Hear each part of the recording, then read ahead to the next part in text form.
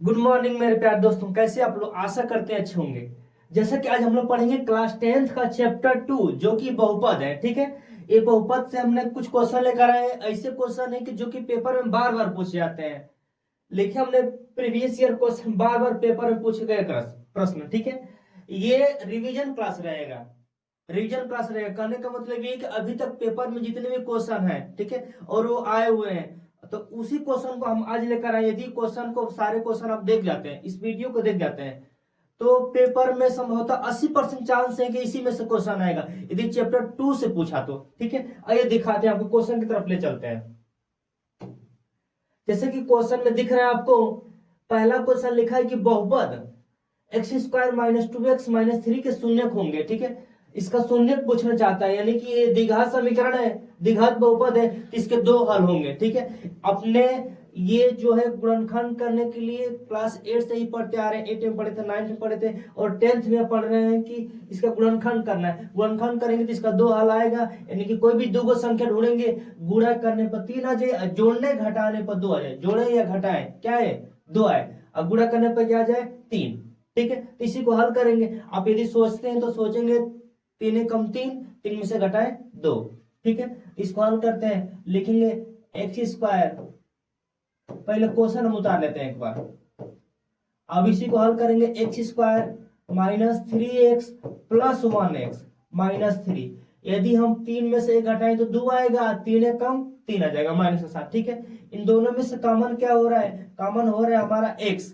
ठीक है, तो यहाँ बचेगा क्या, x माइनस 3 बचेगा, अब प्लस 1 इसमें से कॉमन कर देंगे तो क्या बचेगा, x माइनस 3। ठीक है, तो एक ब्रैकेट में आ जाएगा x माइनस 3 और दूसरे ब्रैकेट में x प्लस 1। ठीक है, यहां तक समझ में आया होगा। इसके आगे यदि हम हल करना चाहें तो इसको लिखेंगे कि x माइनस 3 बराबर 0, तो x बराबर क्या हो जाएगा, 3 हो जाएगा। आगे लिखेंगे x प्लस 1 बराबर 0, तो x बराबर -1, यानी कि ऑप्शन इसका हो जाएगा 3 और -1। इसमें ढूंढेंगे कि 3 और -1 कहां पे है। ठीक है, तो ऑप्शन नंबर हमें लग रहा है सी क्या है, करेक्ट है। ठीक है, आशा करते हैं समझ में आया होगा। अब क्वेश्चन नंबर 2 की तरफ चलते हैं। क्वेश्चन नंबर 2 लिखा है कि द्विघात समीकरण, द्विघात बहुपद लिखा है। ठीक है, ये लिखा है द्विघात बहुपद।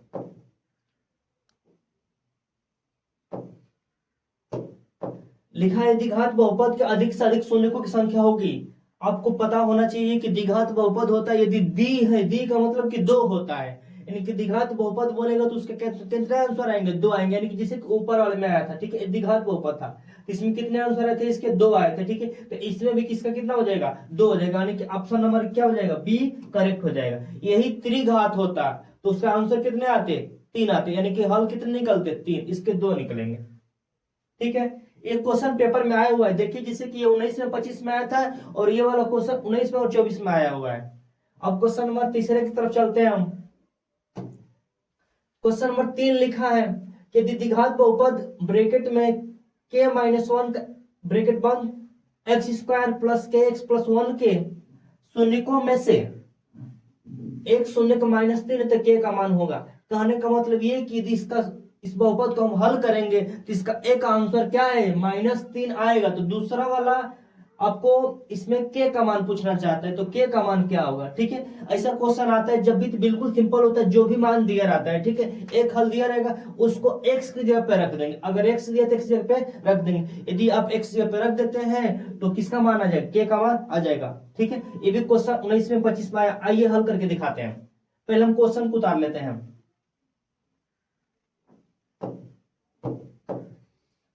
क्वेश्चन लिखा है k minus 1 x square plus के एक्स प्लस 1। ठीक है, आप लिखेंगे कि x बराबर -3 रखने पर, ठीक है, और रखते हैं यहाँ पे, जहां जहां x से क्या रखेंगे, -3 रखेंगे, इसको तो ऐसे छोड़ देंगे, k -1 हो जाएगा, यहाँ पर रखेंगे -3 का होल स्क्वायर। ठीक है, प्लस k गुणे -3 प्लस 1। ठीक है, अब इसको हल करेंगे तो हो जाएगा k माइनस 1 और 3 का स्क्वायर क्या हो जाएगा 9 हो जाएगा, यहाँ पे 9 हो जाएगा, माइनस माइनस प्लस हो जाएगा, ठीक है। 3 से k में गुणा करेंगे तो -3k हो जाएगा क्योंकि माइनस था, +1, ठीक है। इसी को हल करना है, आप चाहें तो ब्रैकेट तोड़ सकते हैं, ब्रैकेट तोड़ेंगे तो इसमें गुणा करेंगे तो 9k हो जाएगा, -9 हो जाएगा, -3k हो जाएगा, +1 हो जाएगा, ठीक है। इसको हल करने के लिए कोई जीरो लगा सकते हैं, 9 में से 3 घटाएंगे क्या हो जाएगा 6k हो जाएगा, 9 में से 1 घटाएंगे क्या बचेगा -8 बराबर 0, ठीक है। अब आपको किसका मान निकालना है k का मान निकालना है, तो 6k बराबर हो जाएगा 8, एक k माइनस था, -8 था, इधर से इधर गया तो प्लस हो गया। अब k का मान यदि निकालते हैं आप तो 8/6 यानी कि किस अंक से कट जाएगा, देखेंगे आप, ये कट रहा है 2 से, 2 चौक 8, 2 तिहाई 6, यानी कि k का मान क्या आ गया है 4/3 आ गया है, 4/3, ये हमारा क्या है आंसर, यानी कि 4/3 ऑप्शन नंबर ए क्या है करेक्ट है। आशा करते हैं आपको समझ में आ रहा होगा।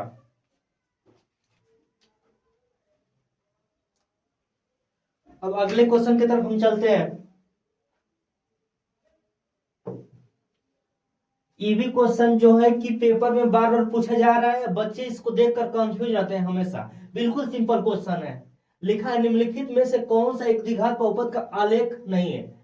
सबसे पहले इसमें ध्यान देने वाली बात यहाँ पे है, द्विघात बहुपद, हमने इससे पहले वाले क्वेश्चन में पढ़ा था कि द्विघात बहुपद होता है तो उसके कितने हल होते हैं 2, यानी कि सबसे पहले इसमें पता करना पड़ेगा कि कौन कौन द्विघात बहुपद है, ठीक है। इसमें ऐसा क्वेश्चन जब भी होता है तो देखते हैं कि जो एक्स अक्ष, इसमें ये लाइन जो है एक्स अक्ष है और ये वाई अक्ष है, ठीक है। सभी में ये एक्स अक्ष है, ये वाई अक्ष है, ये एक्स अक्ष है और ये वाई अक्ष है, ठीक है, एक्स अक्ष और ये वाई अक्ष। तो आपको इस लाइन को एक भी बार कट नहीं किया है, ठीक है, तो इसके एक भी शून्यक नहीं होंगे, यहाँ पर भी नहीं कट किया तो इसके एक भी शून्यक नहीं होंगे, यहाँ पे 2 बार कट किया तो इसका कितने शून्यक हो जाएंगे 2, ठीक है। लेकिन ये जो है इसको 3 बार कट किया है, ठीक है, तो इसके 3 शून्यक हो जाएंगे, लेकिन द्विघात बहुपद में कितना होना चाहिए मैक्सिमम 2 ही होना चाहिए, ठीक है, लेकिन ये 3 दिया है, ठीक है, तो इसलिए ये क्या है द्विघात बहुपद का आलेख नहीं है, यानी कि यही वाला ऑप्शन क्या हो जाएगा करेक्ट हो जाएगा, ठीक है। आगे चलते हैं हम, क्वेश्चन लिखा है अगला कि बहुपद 3x² + 5x + 2 के शून्यकों का योगफल ज्ञात कीजिए।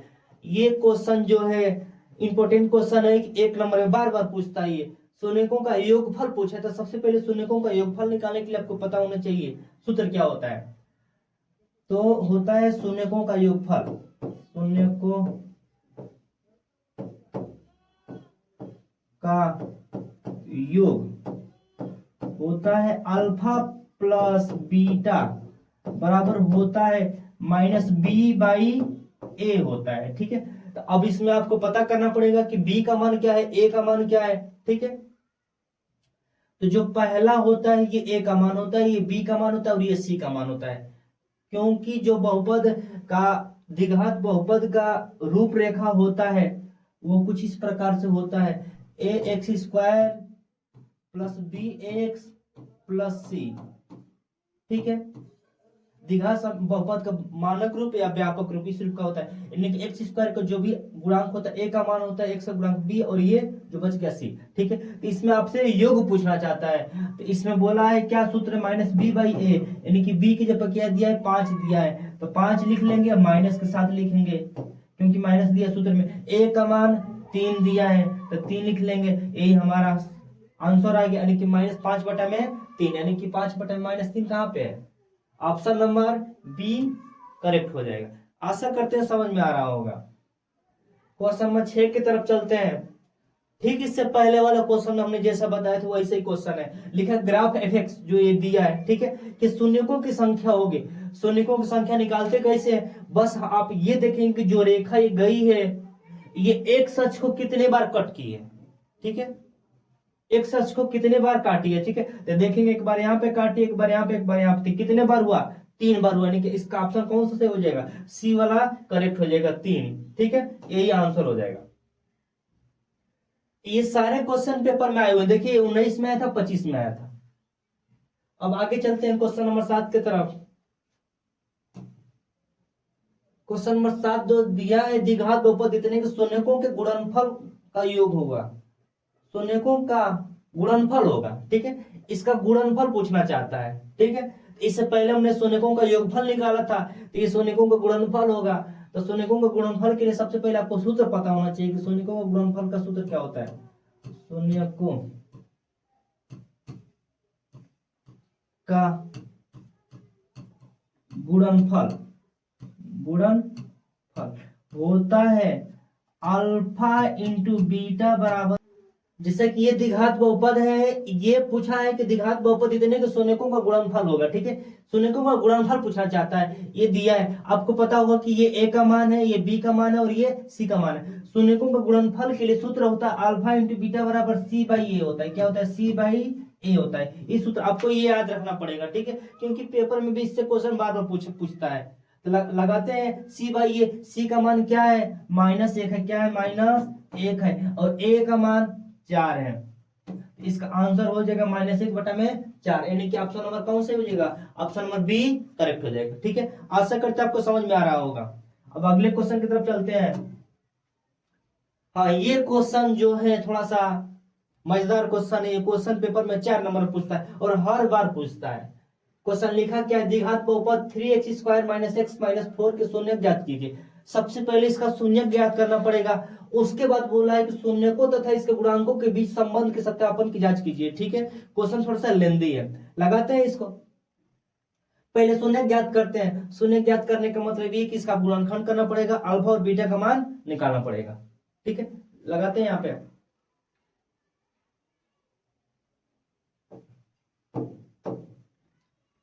दिया है इसका 3x² - x -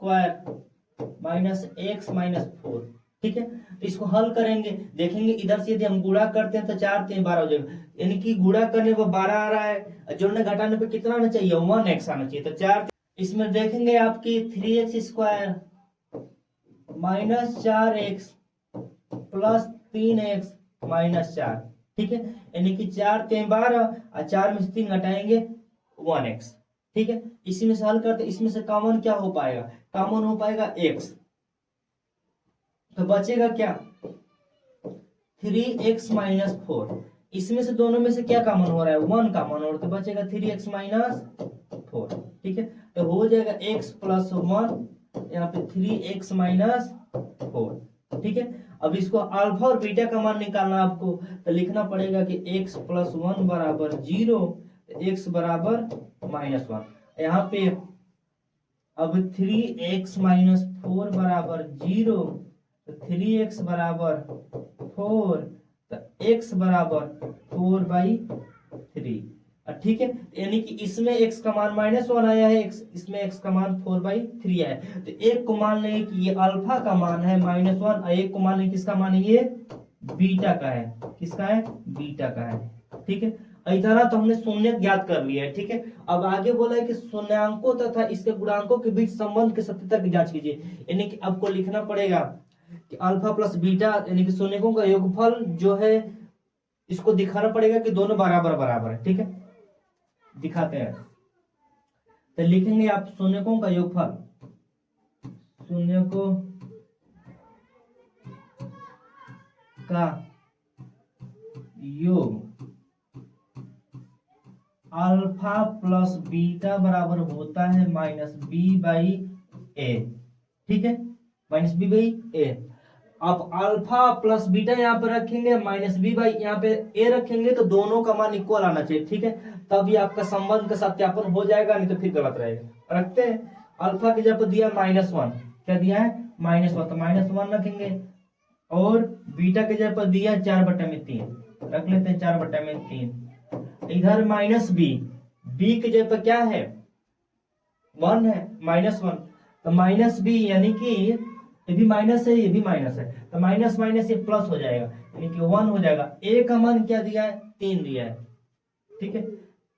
a का मान 3 दिया है। तो अब इसको हल करते हैं। 3 एकम 3, 3 एकम 3 और 4 में से 3 घटाएंगे 1, ठीक है। 3 एकम 3 करेंगे तो -3 हो जाएगा। अब +4 है, 4 में से 3 घटाएंगे तो 1 हो जाएगा, यानी कि 1 बटा में क्या आ जाएगा? 3 बराबर 1 बटा में 3, यानी कि ये हमारा क्या है? सत्य हो गया है। अब अगला ऐसे ही शून्यांकों का गुणनफल निकालेंगे हम। लिखेंगे शून्यकों का गुणनफल।